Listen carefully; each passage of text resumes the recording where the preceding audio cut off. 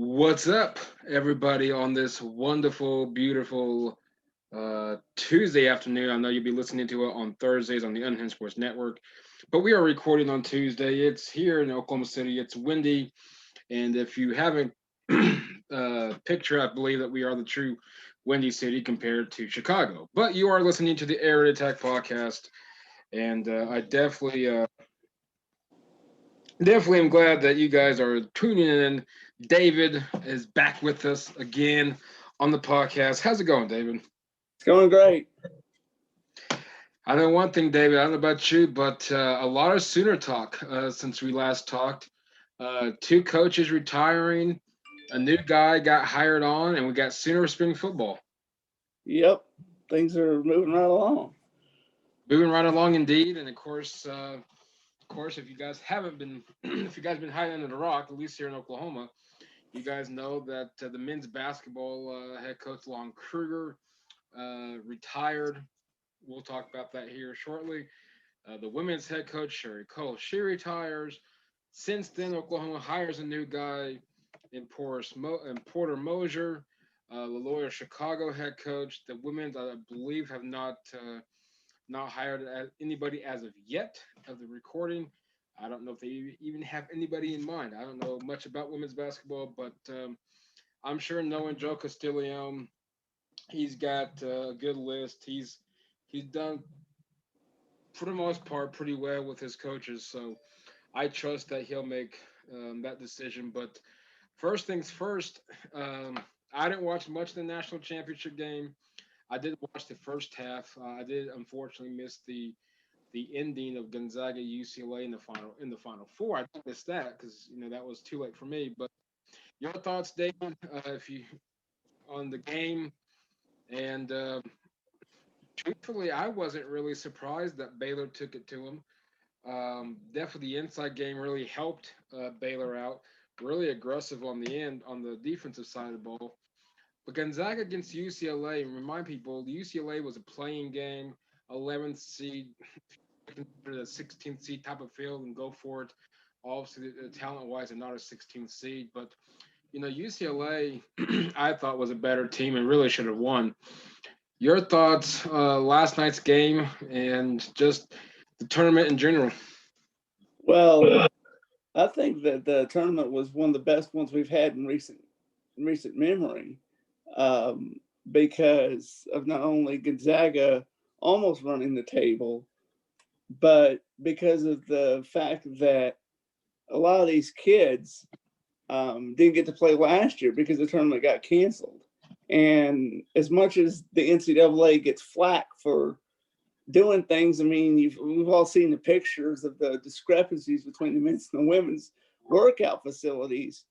I think the NCAA deserves credit for pulling it off in the way they did, because there was only one game that got canned, and that was the first round between, I think it was VCU and I can't remember who VCU was supposed to be playing that one week. They got canceled, but because they had COVID. But one game out of 68 total that got canceled. That's pretty good. No, excuse me. I agree with you. I think the NCAA did a phenomenal job of, if you want to consider the bubble feel, at least in Indiana. Of course, the women's, if you've really been sleeping on the rock. There was an incident prior to the start of the women's NCAA tournament that I'm not for sure what team was it. Do you know, David, what team that was that she played for, and talked about the poor, I guess, atmosphere, what they were dealing with in regards to working out? I don't recall who it was, but all I remember is just my phone started blowing up because this girl took a picture of the weight room, and it was basically like this. You basically take all this stuff out of a rundown gym, in the back alley somewhere, and stick it in a hotel, and that's what you got for the workout facilities. And then the women, and then she had a picture of a men's, and it just had just your top-notch gym, weight racks, trainers, everything. And it really, really got a firestorm going.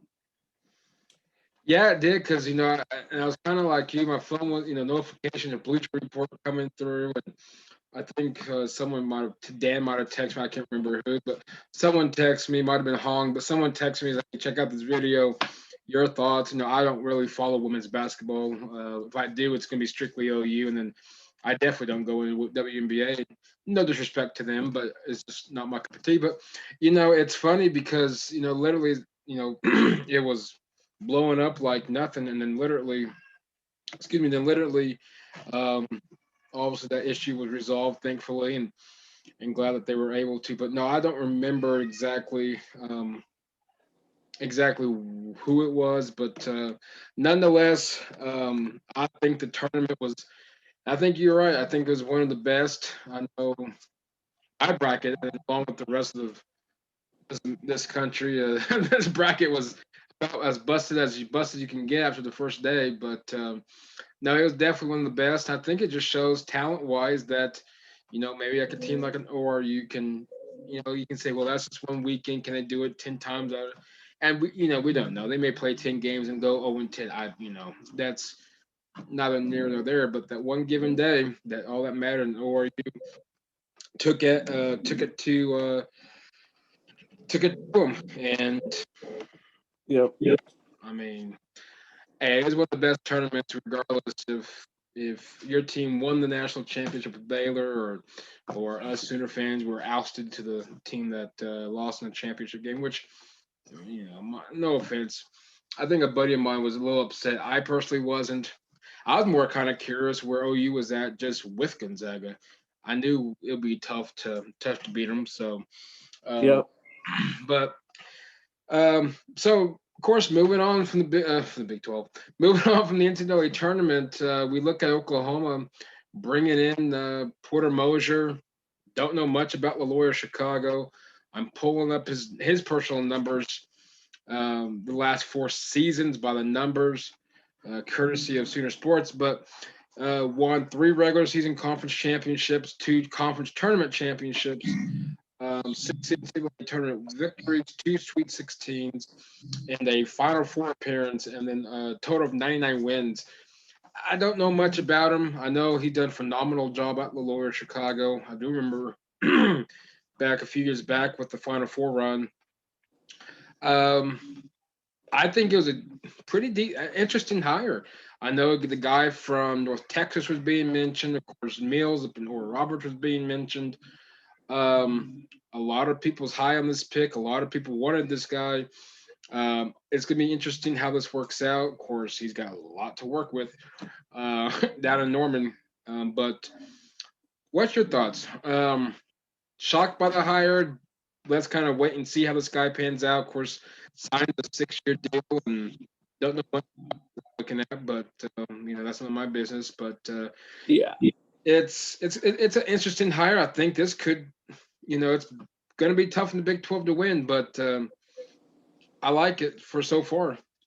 And just did a little digging myself on it. And of course, he had been linked to various openings across the nation.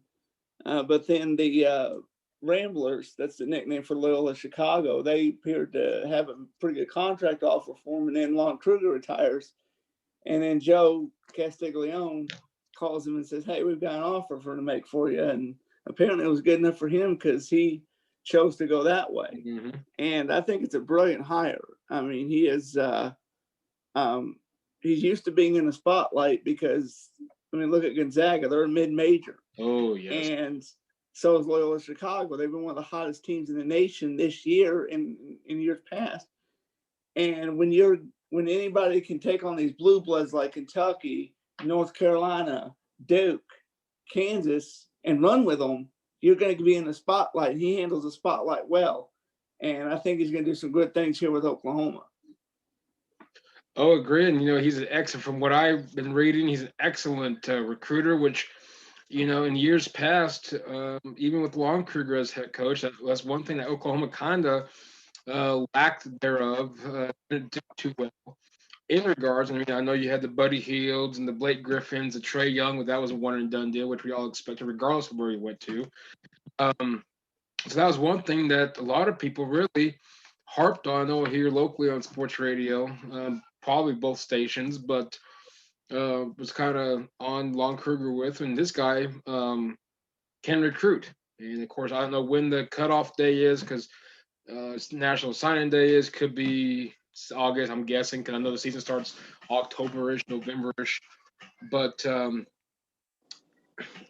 I like it. I'm kind of curious. I'm curious of how this is going to turn out. I just hope, and I'm hoping maybe with Porter at the helm brings a different attitude type, brings a different atmosphere type. But I'll be honest, David, I kind of hope he kind of gets this Lloyd Noble Center filled back up again, or at least we can get in that direction of getting a new arena. I know that's on Twitter. I don't know how much you followed that, but a lot of Sooner fans I've been scrolling through uh, is is hoping that he can change the arena. I don't know if that's going to happen. That Lloyd Noble Center's been there forever, but It has, and it I needs think some he upgrades. can. I know that. Yeah, I think he can help get some things going, maybe upgrade it. I've never been in there myself, believe it or not. I've been to the football stadium a few times, but I've never been to a Mhm. basketball game or anything else in the arena, so I don't know uh, what it looks like on the inside. I know it's been a long time. Uh, it's kind of one of those things that's up in uh, up in the annals with the Rupp Field House in Kentucky, Cameron Mhm. at Duke, and that kind of thing. It's up there because it's been there so long. And when you hear it on the radio that OU's playing at the LNC, you know exactly what it is and you know what's going to be like. But it's kind of like one of the things kind of up there with State Fair Arena where it's got the historical value, but it's starting to crumble a little bit. Well, you're definitely not missing too much. I've been there a few times. I'll take you to a game this year. You'll enjoy it. There's not a bad seat in the house. I mean, it doesn't matter if you. I don't really call it the upper deck. I think they call it the upper seating or something like that. And it's nothing but as if you were in the Chesapeake Energy Arena. And I wouldn't even really say on the 200 level, but there's not a bad seat in the house at all. It's just definitely need some upgrades. Kind of tell you age wise for all you listeners out there that the Lloyd Noble Center was built in the mid 70s. My dad was a student at OU during that time when that thing was built, and he'll be 63 in November. So 40 something years, I'm guessing now at this point. But no, I like the hire. Joe Castillo has done phenomenal with the athletic department just in itself. And what I like about this is we're starting to get yes, OU's going to always is going to be a football school. We get that. That's how it's going to be. But I love the fact that the softball team's really good. I mean, really good this year. Oh yeah, The gymnastics team, the wrestling team won the Big 12. Or I guess they co-shared, but still, you won the Big 12. Other sports are starting to pick up. Hopefully, this is the direction that we can get these both men's and women's program back up in the air. yep. And regarding the softball team, I mean, they're the hot knife churning through the butter. That's the NCAA softball teams because they're blitzing everybody. I don't know if you remember that very first game of the year against UTEP. I think it was back in early February or something like that. It was 29-0. Yep. That's rec league stuff right there. 13 home runs, a new NCAA record. I don't think it'll ever get broken unless the Sooners do it themselves. They're just dominating it, and I can't wait to see what these girls will do. And I think it's great because it's going to bring exposure, to some of the lesser known things. I mean, I was watching a bit on 60 Minutes last year, due to COVID. A lot of these colleges are cutting Mhm. programs, and it seems to be football is kind of like the protected holy grail that you don't touch the football budget. You give it more money, and if it means cutting a program to save so the football team doesn't lose anything, then do it. And it's a little bit of controversy because you have to think of the student athletes that got scholarships. Now the program's being ended. Now they don't have a way to pay for college, and you kind of feel for them too. Oh, absolutely, and I know exactly what you're talking about. I believe even I read an article, something like, excuse me, something that was Long Kruger. Lincoln Riley, I think, even took us, I don't remember. It wasn't much of a pay cut, but it was enough to help save these smaller programs, the golf team, the track team, the teams that, let's be honest, nobody probably really gives a rip about. They could probably not play and they don't care. They can probably defunct them, the team. They ain't gonna care if the golf team loses. Oh, that's whatever. We still got football, like you said, the holy grail. So I know Mike Gundy up in OSU did the same to help save those programs up there, and it's sad. And I hope that once everything picks back up to normal, seems like, well, to me anyway, seems like it's Yeah. starting to get there. At least we're back to at least some normalcy again. But hopefully, maybe the programs will get back up. I know the MAC conference really took a hit. Um, so but anyway, so no, I'm excited. I think the future, and going back to the softball team, I was scrolling through Sooner Sports to get some insight or some stats for this Long Kruger and Sherri Coale, and now I guess they're doing home run plays or wanting to really renovate Dale Mitchell Park, which I've never been inside. I don't know. I've never been. I would love to go to a Sooner game, a baseball game. I've never been in there. Um, and then the softball, they want to do a um, brand new stadium. So I'm hoping that can get going. But Yeah, this softball team is dangerously good. they really are. And I've been inside Marita Hines Field there on just south of the stadium. When I went to the football game a couple Hmm. of years ago, I parked at Reese Park. It's just right there at Constitution and Jenkins. And I walked past Marita Hines Field, and it's nice, but it's small. And I think if they can get a new stadium, that really help the recruiting. And because they can say, hey, this is the facilities we have, and then the recruits can see that this is an established program, and I'm one of the top softball players in the country. I want to play for a good team that's got great facilities, and if it's got something that can rival, a football facility, if you will, and it can encourage women that, hey, there is stuff for me. I don't have to worry about what happened at the NCAA tournament. That kind of discrepancy. We can get to that gap closed. That it doesn't matter. That we're going to have one of the top programs. We're going to have top facilities, no matter what sport or what gender. Oh, absolutely. And and I think I've heard on one of the local sports talk here in Oklahoma City, and I'm not going to say who it is just because I don't want. It was like, oh, that's not what they said. Well, it was, but I promise you. But they have like 4 to 5 top hitters in the NCAA, and regardless if it's batting or if it's home runs, if it's just hits, what Patty Gasso done. And I will say this, I will own up to this. A few years back, I want to say back in mid 2000s, I think it was between the '03 and the '06, maybe potentially 7 seasons, years. And I told my dad, and my dad and I will still talk about it, and and he'll still ask me, "Well, that's funny how you said that." And now look at you, yeah. Well, anyway, so I said back in the mid 2000s, OU really needs to look at a change because this team can't get out of a regional. This team can't get out of a super regional. This team, I even said threw in towel when they lost to, I think it was Louisiana Lafayette down in the Norman Regional. I don't remember who it was. But I said, this team can't do nothing. Now all of a sudden, they've won a few national championships since. They've won now 6 or 7 straight Big 12 championships. And the list goes on and on. And recruiting, what she's done is phenomenal. And all you listeners, all you listeners out there that's listening, what David mentioned earlier was the season opener. It was 29-0. They beat Texas El Paso. I'm just scrolling through. It was 21-2 they won, 33-4 against New Mexico. I'm not going to pick every game, but 17-0 Sam Houston. If you say, well, yeah, but look at the team name. Okay, Missouri 11-0. So there you go, SEC Love Fest people. 16-0 with Liberty.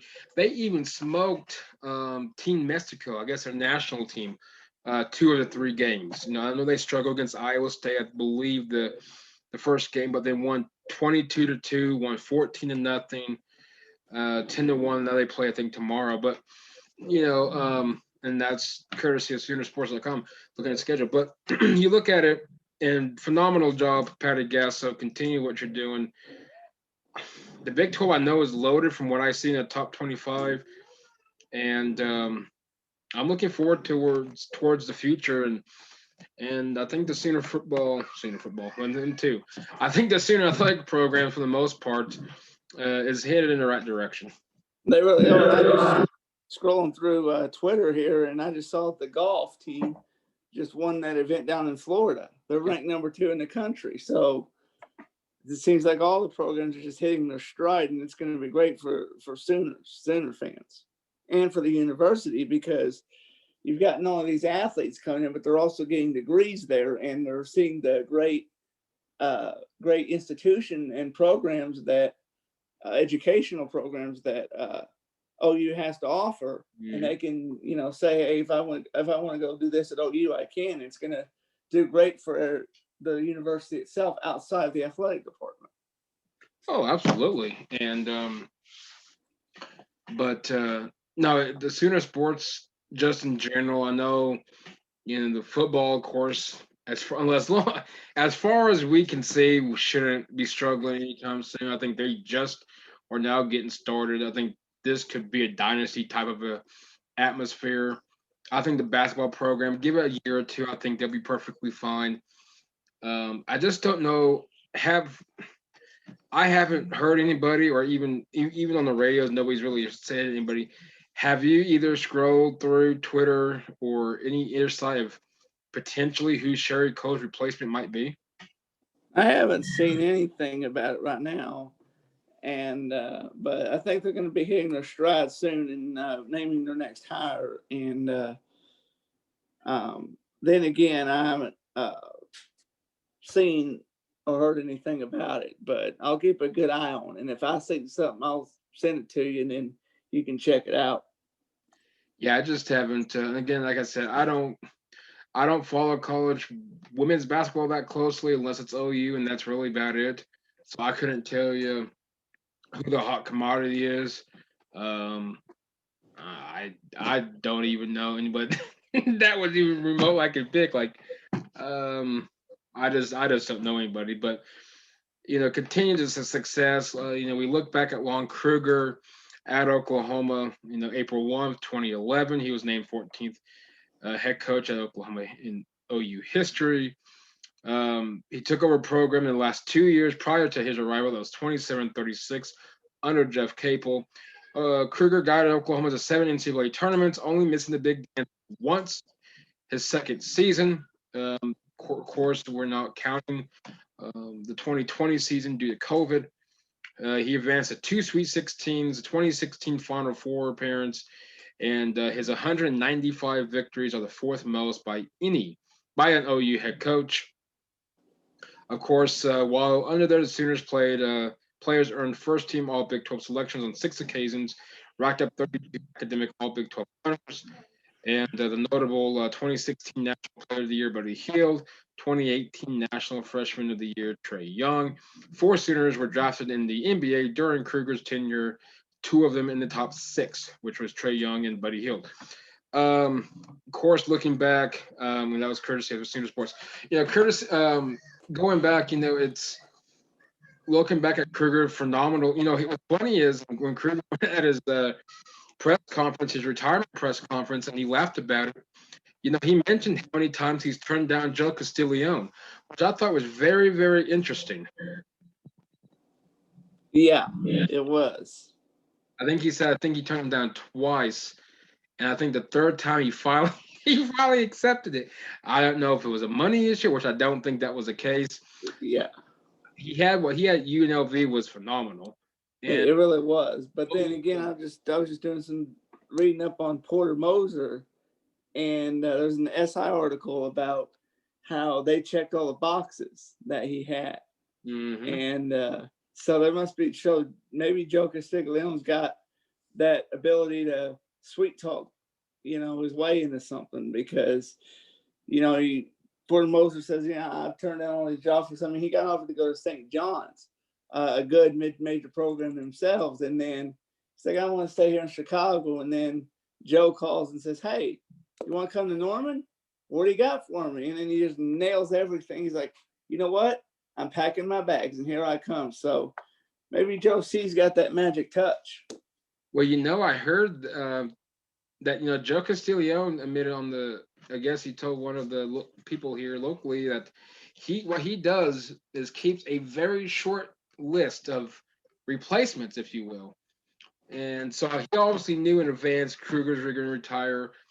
I'm going to stick to my own personal opinion about Sherri Coale. Yes, it was definitely time for her to I shouldn't say retire, probably go into another chapter of her life. I definitely would say that. I don't know about retirement, but again, Yeah. her personal life. But I know Kruger definitely we were looking at talking wise, but Joe Castillo, the athletic director, he he said in this interview that he actually keeps I'm sure he doesn't do it with all programs. Maybe he does. I don't know. But hey, Lincoln Riley, you're being short washed. But Yeah. anyway, so he actually legit keeps a short list in his pocket of people that he's keeping his eye on, which I thought was kind of interesting. Yeah. And then again, I'm thinking what it is, of course, is to help make things transition.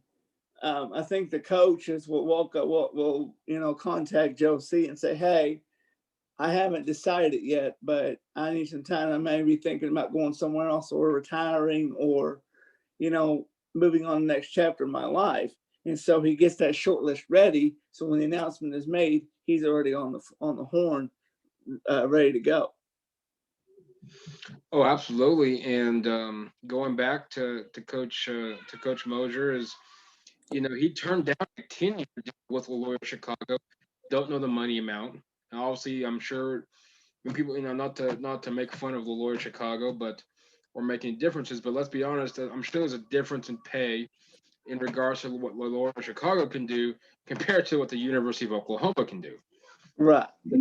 But uh, maybe it's just a challenge, knowing that I'm going to leave this conference over to the Big 12, which is going to be tough to win because Baylor now comes in the next season as defending national champions. Kansas is going to be good, even though Bill Self signed a lifetime contract, which Yeah, that was I was about to ask you about that because I think that's pretty nutty. I've never seen that in anything, I have. any kind of thing like that. I don't know what even started that. I don't know if there's a lot of chit chatter up in Lawrence of Bill Self being mentioned, maybe for the North Carolina job. I don't even know what even started that. That's actually probably what got started. I was listening to one of the local sports stations here, and they're saying that's probably what it is because, if I'm not mistaken, it's been some time, but I think Bill Self was at North Carolina before Roy Williams was, or I don't. something. I can't remember exactly how that transpired, but I know that that Bill Self had been rumored to go to North Carolina, and then there's of course the whole thing with the sanctions that are coming in, which is another part of his contract. Actually, I don't know if you noticed that or not, but if the NCAA comes down on Kansas, he can't be fired. Yeah. Well, and that's what I thought was interesting because I'm not going to sit here and say, well, Bill Self needs to go to Oklahoma. No, I'm not saying that, but I just think if Bill Self would have left, that would have given me a red flag. Something's about to go down. Oh yeah. I mean, look at what Les Miles did at LSU. He bolted and then bam, all these things started coming in, and then it turns out that there was much more of the story than Kansas gave him the axe before he could really do anything. And it's like, do some research, people. I mean, it doesn't take much to dig up anything these days. Don't just think that a coach is suddenly available. That it's like that winning lottery ticket. Then you look closely and you got all but one number, and it's useless.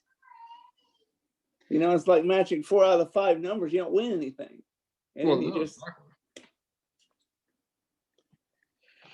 I know one thing. This is it's crazy what's been going on. I kind of feel bad for Kansas's football program. It seems like I wasn't expecting much out of Les Miles. I thought maybe at least in better condition, but they weren't even doing that route.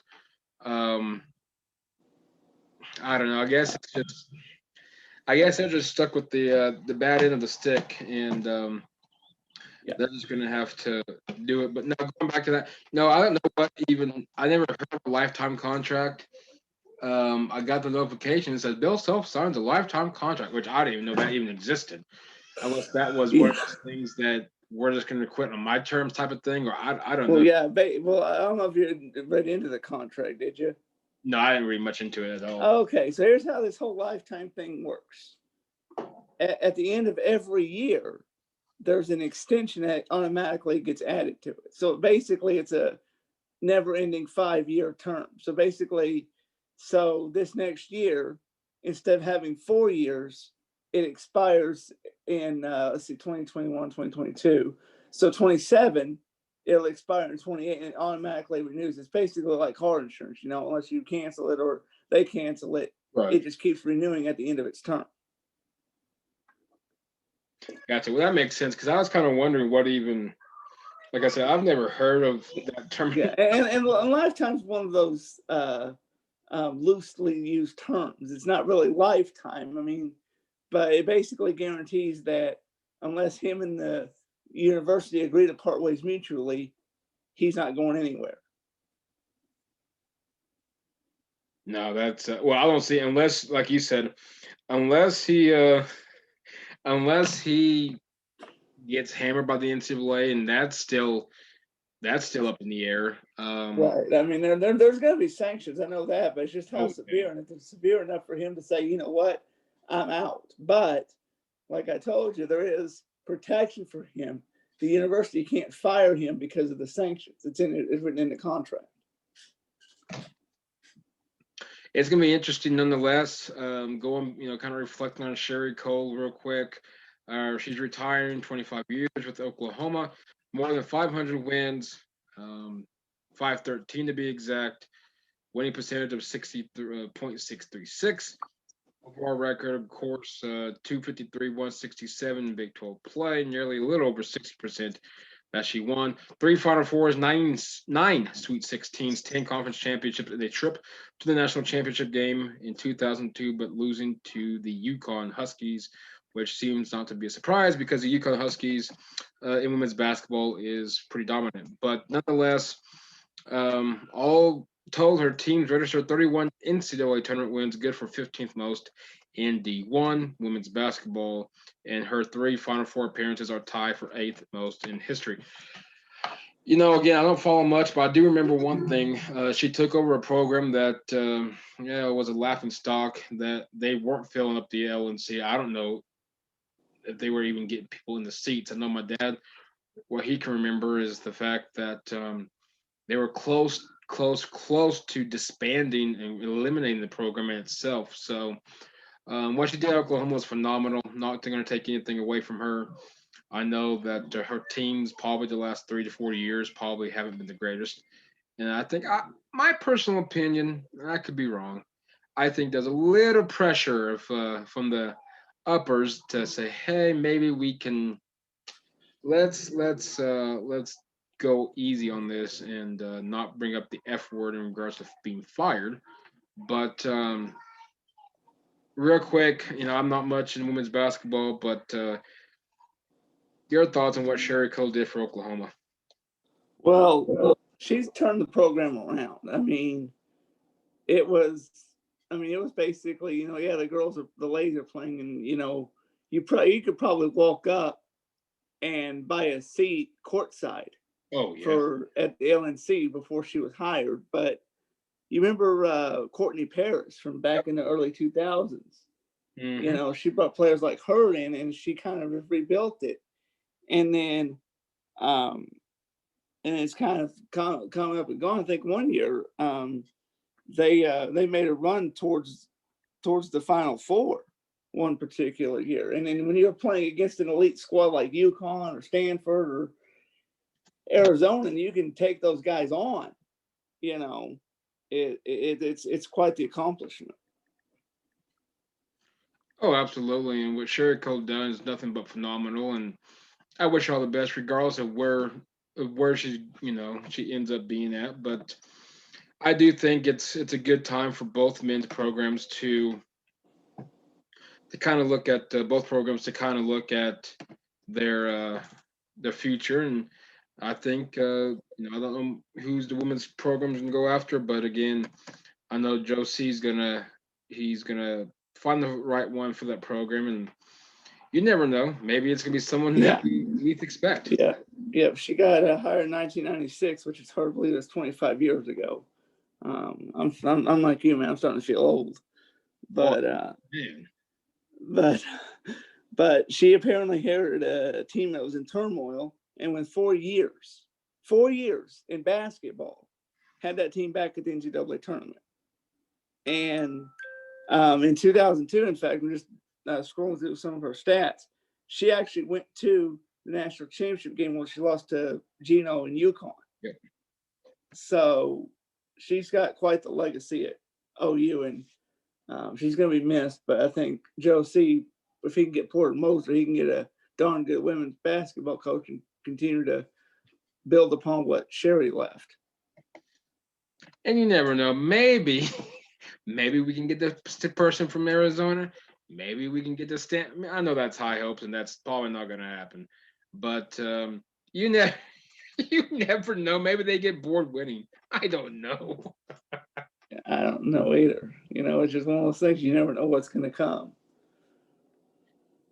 I don't either. But switching gears, we're on some Q and A. We got some questions in, but of course, before then, the Q and A is sponsored by Storm Check. Storm season is coming. Is your storm shelter ready? Is your storm shelter clean? Do you have water or even supplies? Are your GPS coordinates up to date and verified in case you are in the shelter with no power? We can help. Their team is ready. Check them out on Storm Team or check Storm Check out. Check them out, stormcheck.team, and follow them on Twitter at stormcheckteam. And speaking of stormcheck team, the owner, the host of the undisputed, God, the the defining moments, Paul, the undefeated hashtag pro on Twitter, Hong Lam. He's gonna send these both to us, so here we go. So of course I tweeted out earlier, hey, we're gonna do a show. Tonight, tomorrow, doesn't matter. Send some questions. His is yes. So he wants our input. Why can coaches pull their mask down to yell and coach, then put it back but fans are limited to attend? That's question 1A, 1B, and 1C. What good is the plexiglass for the commentators when the broadcast then stand up and talk over the plexiglass? End of question. Can you explain the science? Another end of question. So going back to question 1A, why can coaches pull their mask down to yell and coach, then put it back on, but fans are limited to attend?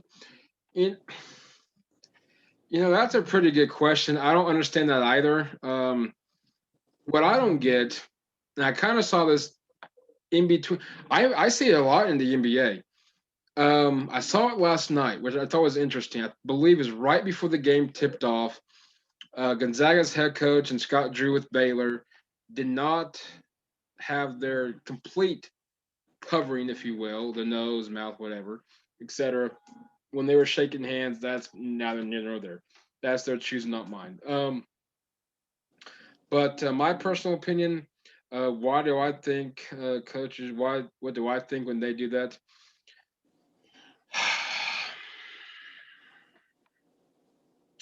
you know, um, that's a good question. I think I don't want see the bad thing. And I'm not, and this is a way you can make this not political.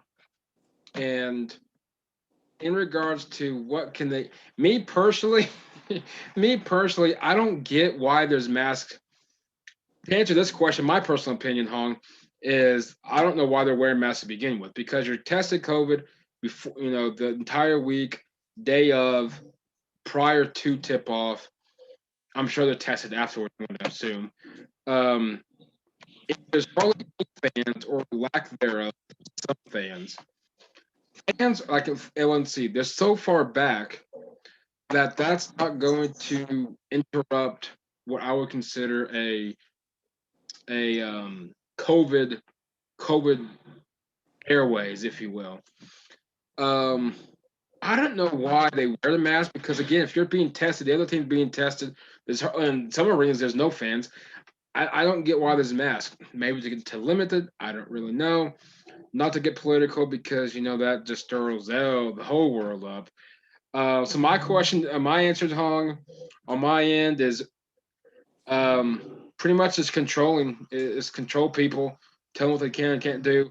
But my personal opinion is there shouldn't be any coach wearing a mask, any player wearing a mask if they're being legit tested throughout the week, day of, prior to tip off and after the game, and vice versa with the opponent. That's my take on that first question. What about you, David?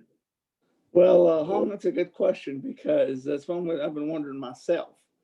Um, but my answer is actually a little bit more logically based. I think it has to do with, if the fans really, you're just going to yell, you're going to cheer, you're going to boo, you're going to yell something, that really doesn't need to be heard.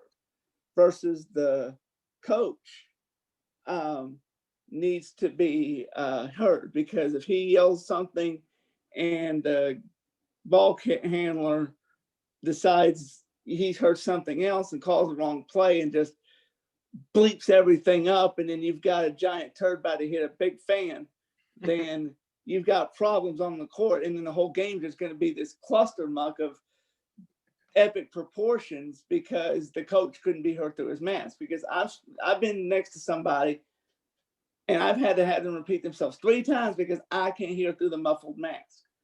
I think that's what it is. That they need to be heard clearly, so they're able to take it off, yell what they needed up, and then they have to put it back on. They just can't have it just hanging on like a beard or something like that. They have to put it back on, but they can take it off so they can make sure their players hear um, the right play call. And if the referee, goes off and swallows his whistle or bleep, lets it blow when he shouldn't, just let it play out, then they need to be heard. That's just my opinion. Exactly, and I don't know if there's even a wrong wrong answer. Uh, I don't know if there's even a right answer. I don't know. What good is the plexiglass for the commentators when the broadcast then stand up and talk over the plexiglass? Um,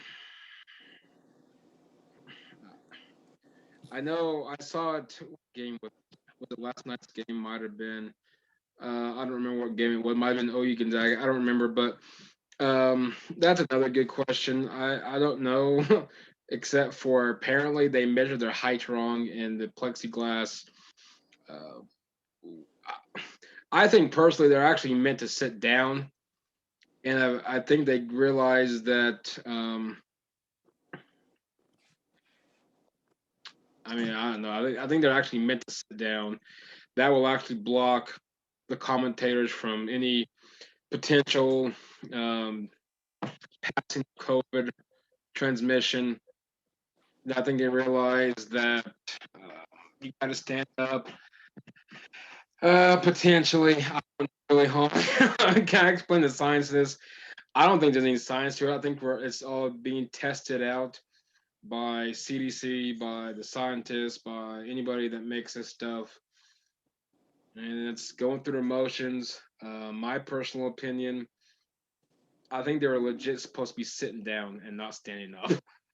Yeah, and I think it's what it is. And then I think when it may be because the plexiglass is also there. It's when they're sitting down, like you said, but when they stand up, they're going to be over it, and they can't make it too tall. Otherwise, it becomes top heavy, and it's very awkward to put in. So the point of it is just it's kind of like an added barrier. I think it's a little bit ridiculous, but I'm not like you said. I'm not going to start anything political because Oh you can just Lord, no. you even open that. It's kind of like Pandora's box. You peel it open just a little bit, and everything's going to come in and out. But I am going to say this. I think it's all these things are just because the CDC says so and is recommending it, and NCAA um, is saying, okay, we're going to do these things, and they've kind of got this backdoor agreement. I hate that term, but it's, they got this agreement with the CDC if they can do this as long as these protocols are being followed, because otherwise the government may just step in and say, hey, you're not allowed to play because you're not following our guidelines. So maybe that's the whole point of this thing. Again, everybody, my answers, I'm trying to beat around because I'm not in the mood for no political warfare here. Second question, still from Hong. So at the time he sent this tweet out, he was currently watching a live match. Portland is playing in Honduras. No supporters. Portland made some good plays and they pump in crowd noise for them, but they are way far away. But for them, but they are the away team. I'm guessing are the way far away team. Fake crowd noise confusion. Can you explain? Okay, Portland made some good plays. I want to make sure I give you the right answer. Portland made some good plays and they pump in crowd noise for them. But they are the way far away. Okay. They are okay. So long story short, they're the away team. Fake crowd noise confusion. Can you explain? I don't really get the fake crowd noise. It's not the same at all. I heard watch the season opener. Who was it of college football? And they try to pump in Fox, try to pump in the fake noise. It just sounds the whole thing sounds off. It doesn't sound good at all. Um, and That's all I got.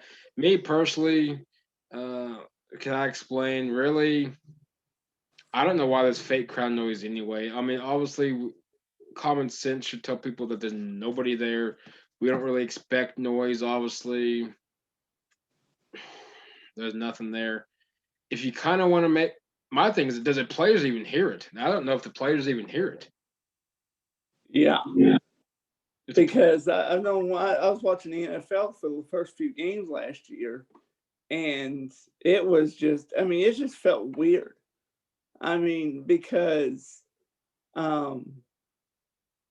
you're used to the thing is, though, it wasn't enough. They tried to make it somewhat, but it wasn't enough. You go around and see this empty stadium, and then you hear this crowd noise being pumped in. And I think the players tuned out because I know in years past, one of the toughest stadiums to play in the NFL is CenturyLink Field in Seattle. I think that's still what it's called. I hate naming rights because you get used to calling it something and then they change names on it, and then you're like, okay, it's the stadium in Seattle. But like in Denver, it's something at Mile High. I just call it Mile High Stadium because it's Empower Field. I still wish Mile High Stadium was still there. Yeah, that Empower Field at Mile High, I believe, is what it is now. But I just call it Mile High. Yeah, new Mile High, is what it is. But anyway, yeah. And if you were going to Seattle, you knew you were up against the wall because that crowd can get loud, and I mean loud. I think it was in 2013 when Marshawn Lynch had that beast mode run. Yeah. They call it Beast Quake because the crowd noise actually triggered a seismograph just outside the stadium. And so they would pump in crowd noise and other loud noise to get players ready for the environment. So when the players hear it, they just tune it right out. So I don't think it even affected them. And I'm with you. It just felt weird because you hear this crowd noise and you look up and there's nobody in the stands. Just these cardboard cutouts. You're like, and where are we? Yeah, I don't get it. I text, our office staff did a tournament challenge type of thing, and of course I said that last night. I was kind of making fun of the whole thing and told technically both my bosses, but told RRD I told us I'm gonna make a cutout and put it right in the stadium for you, but no, I don't get the cutouts either. We get there's nobody there. I understand no fans allowed means regardless if I had a ticket or didn't have a ticket, that obviously there's nothing. Obviously I get the whole thing. It's like the Oklahoma City Dodgers, our AAA affiliate with the LA Dodgers, the World Series champion Dodgers. Here in Oklahoma City, they just announced today 30% capacity. I get it's 30%. Don't put I don't want to see little Johnny's cutout on the. I get it. It's 30%. I get it. Quickly, last question, then we can go on to get on. In basketball, I rarely see an air ball in the pros. And I think he's messing around at this point. In basketball, I rarely see an air ball in the pros, and their rim size is 18 inches in diameter. In soccer, the goal is 24 feet by 8 feet. I didn't know that. And I see shots that aren't even on target in the pros. What gives? David, I'll let you handle this one first.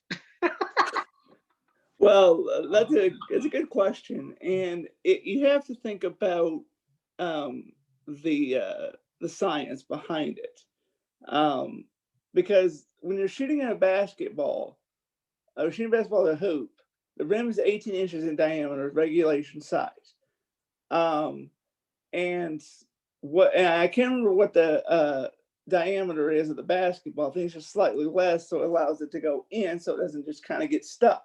It'd be funny, if you have a non-regulation ball, and then all of a sudden the first shot and the ball just kind of rattles in because it's too big to go into the hoop. But it might be something the Harlem Globetrotters might do. I don't know. But that was a joke, by the way. Right. Yeah. So, but then you're on a soccer field, you're level, and you've got this goal in front of you, but you have to factor in the wind. You have to factor in where you kick the ball, at what point it is, because if you kick it too low, it's going to go up in the air. If you kick it too low, it's going to just dive into the ground. If you kick it to the left, it's going to hook. So people say, well, it looks so easy, and then you go try it, and then you're going to realize it's not easy to kick a soccer ball, because I can't remember what the rules regulate as far as how far the goalkeeper is allowed to come out. But you have to sit there and line up your shot. But if you take too much time, the defender's going to come get the ball away from you. So you've got like maybe 1.5, 2.5 seconds to kick the ball towards the goal. And if you don't kick it perfectly, it's going to go all over the place. I agree. Hong, basketball, rarely see an air ball. And of course, 18 inches in soccer, that goal is 24 by 8. I see shots that aren't even on target in pros. What gives? They're just good at what they do. I really don't know.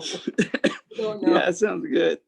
Sounds like a good answer. Neil at this free throw line. I think that my chances of watching someone make a basket or at least hit the rim is pretty high. But our Q&A session again brought to you by Storm Check. Storm season is coming. Is your shelter ready? Let their team of great experts help you at stormcheck.team here in the Oklahoma City metro area. The final 10 minutes. We got it. So let's get it going. David, are you excited about opening, or were you excited? We got baseball. Are you excited baseball's back? Oh, yeah, I'm definitely excited. And, of course, last year, opening day and all its grand festivities got axed because of COVID. And I'm just really looking forward to it. And what's really surprised me this year is the fact that the Boston Red Sox are 0-3. And we're at least at the end of the week after the first series. And I'm just rolling through some of these standings here. They won a game, but they're down to Tampa Bay in the top of the sixth inning. So given that they traded their one superstar to the Dodgers, just kind of really just put them in the cellar for a while. And it doesn't bother me because I'm a Yankees fan. They can just stay in the cellar until the end of time. Well, exactly. That's just me. That's just me. Well, exactly. But Sunday, they're like, that's the worst start for the homestand since 1948. That's perfectly fine because Garrett Cole, as we speak right now, has 13K. So yeah, right. And I'm really excited about, of course, last year because of COVID, you really couldn't mess with the Astros, and now with everything back, now they're getting their fans in the stands. They can get booed, they can get plunked, all that good stuff that they should have gotten last year. And it's going to be fun to watch the Astros go through it and get their just desserts for what they pulled off a few years ago. No, I'm definitely excited for baseball. I'm glad baseball's back. Hopefully, that hopefully. Okay. Jay Bruce Homer. Hopefully, the Yankees will get the 28th. But no, I'm excited. Baseball's back. I know, it's for now. In some areas, it's limited unless you're the Texas Rangers, and they packed out their ballpark on opening night, which I thought was hilarious. But nonetheless, it's back. I know that the Yankees made a move today, but I was hoping to go see the Yankees and the Rangers. However, down in Arlington this year, but that won't happen because I'll be out in Arizona. But um, I'm hoping to get out to New York. I'd love to go see Yankee Stadium. Have you ever been to Yankee Stadium? No, I haven't. That's definitely on my bucket list. And my church is actually taking a mission trip to the Bronx this year, of Oh, all places. And I'm kind of like, well, do I tell the guy I want to go on the mission trip just to go see Yankee Stadium, or do I want to go on the mission trip for the purpose of the mission trip? Just tag along, just stow away, and then sneak off and go see Yankee Stadium while they're out doing what they're doing. well, if they happen to be a homestand that week and during your mission trip and you can sneak in, man, I wouldn't blame you because trust me, that's on my bucket list. I get that it's not the original Yankee Stadium, and it's a shame that the Yankee Stadium got demolished, which it just won't be the same. But Yankee Stadium is Yankee Stadium. I don't care at that point. But Yeah, and the cool thing is it's basically an exact replica of it. It's just absolutely, yeah. made with modern engineering and modern upgrades. So it's still got that original Yankee Stadium feel. Oh, absolutely. And I mean, you look at some of these new stadiums, and they're just completely different, And I forget what stadium it was, but they used to have windstorms that would come in off of the field, and it would turn foul balls into home runs and sure home runs that would just stop them and drop straight down. But then they built a new stadium, and now that the wind doesn't is a factor anymore. But with Yankee Stadium, it's still got that Yankee Stadium feel, even though it's only, I think, maybe 15 years old now, something like that. yeah, I think it's built opened in '09. So yeah, about roughly 15. Yeah, Not bad. no. But to finish out the show, Thunder. I know it's a quick answer. I'm gonna start it. I'll ask it. Thunder. Do you think we'll get the number one pick, or do you think we're doing a pretty good job now tanking? Because the last few losses is showing that way. Yeah. Now definitely tank mode. I'm going to make a bold prediction here. I'm going to say the Thunder are not going to win a game for the rest of the season. See, I could see that. I could see that. Yeah, I don't think they're going to win. They're not playing like they want to win. They just want to get the most lottery balls. But as history has proven, just because you have the best odds, doesn't mean you get it. But I think they're going to get enough thing where they're probably going to get a top 5 pick, which is going to do me just fine because there are some fine prospects coming out. We all know Cade Cunningham is probably going to go number 1. Uh, Suggs, I think for Gonzaga, he's a one and done, so he's going to go to the NBA. He's probably going to be, if Cade doesn't go number 1, Suggs will. Whichever one doesn't go number 1, the other one's going to go number 2. But I'm about to start this next week. I'm going to start digging into some of the prospects, and I think the Thunder, Sam Presti can get a good top prospect in the top 5 pick of the draft. Put that as his superstar and build the team around it. 2 or 3 years from now, we could be back in the contention to be one of the top teams in the West. So I'm going to give him a couple of years, and then if we're still like outside looking in, okay, Sam, time for you to go. But I'm going to let him rebuild and see what he can do. Yeah, I'm not expecting much. I really didn't expect much this year out of him, but no, I think that's a good bold prediction. I hate to say this, but I'm probably right alongside you. I think they are now officially in tank mode. It's obviously proven 30, 40, 50 point losses every night. It's obviously in that prediction. So, but yeah, like you said, I think just because you're getting the most lottery balls in the drawing for potentially number one pick, as you New York fans are, you New York Knicks fans, you know how I'm talking about. You guys, in particular, should know by now that just because you have more lottery picks, potential balls in the pick, doesn't mean you get the number one pick. So we'll see. Hopefully, Kate Cunningham and his little talented self will be in Oklahoma City. But that's all the time we got for you guys. David, as always, it's a pleasure. Oh yeah, I want to say this in conclusion. Here's just something I heard yesterday after the game, and it made me laugh. It's Gonzaga is a Catholic school, and then Baylor, of course, is Baptist. So someone said that you really were expecting Catholics to beat Baptists in a game involving dunking. And we're going to end on that note, because if I carry on, we're going to get 3 more hours worth. You guys can always listen in on the Unhinged Sports Network every Thursday night, 6 p.m. Eastern. Not just listen to me, but listen to the J Show, listen to the High. Excuse me. Now, God. Now I'm just thinking about that. The J Show, the Far End of the Bench, High Low, and many more. The Gridiron Gallery, just to name a few more. Listen to them on the Unhinged Sports Network, unhingedsn.com. Feel free to check all of the wonderful podcasts and even get some merch while you're there. David, it's a pleasure having you on, and I will be texting you. I'll get a hold of you tomorrow on some ideas I got, and I'll shoot them your way. All right, sounds good, Mike. Have a good night. Take care, everyone. We'll see you next week.